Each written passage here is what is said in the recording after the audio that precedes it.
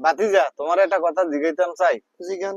কিছু লোক আছে, বুঝছো, 5 ওয়াক্ত নামাজ পড়ে, ঠিক আছে, পরে ঠিক আছে, তারপর লেওয়াজও ঠিক আছে, লেওয়াজও ঠিক আছে, হ্যাঁ, হ্যাঁ, সে আজানের আগে মসজিদ, আদানের আগে মসজিদ যাইয়া রাত হইলে সে মাছ চুরি করে, রাত দিলে মাছ চুরি করে, রাত দিলে মাছ চুরি করে, হ্যাঁ, সে আর নামাজও পড়ে, হ্যাঁ, এটা তো নামাজ পড়ার দরকারও আছে।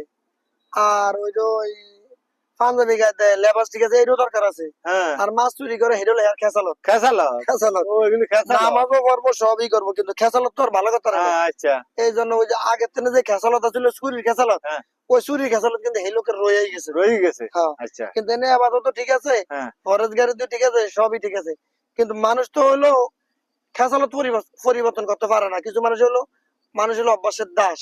ওই যে নামাজের আগে মাছ চুরি করতো, দাড়ি রাওনা আগে মাছ চুরি করতো, এই আবাদত করার আগে যে মাছ চুরি করতো, কিন্তু ওই যে অভ্যাসটা এখনো রয়ে গেছে, এটা পরিবর্তন করতে পারে না। আচ্ছা, কিন্তু এটা নামাজেরও দোষ না, দাড়িরও দোষ না, পাঞ্জাবিরও দোষ না, দোষটা হইলো ওর খেসালতের দোষ। তাহলে মরার একদিন আগে মানে সে চুরি করে, ওই যার যে অভ্যাস, চুরি করে যার যে অভ্যাস, ওই মরার আগে ওই চুরি করে মরবে। মরলে তার মরলে মনে করেন যে পরেরটা যদি চুরি করে খায়, পরের দানা দিব। আচ্ছা, তাহলে আর এই যে নামাজ আপাতত যেগুলি করে, এগুলি জমা আছে না, ওই লোকের মরল 3 ঘন্টা বাদে ফরান দেবো চাইয়েন, 3 ঘন্টা বাদে ফরান যাক, আর 4 ঘন্টা হ্যাঁ যাইবো বাদে ফরান যাক।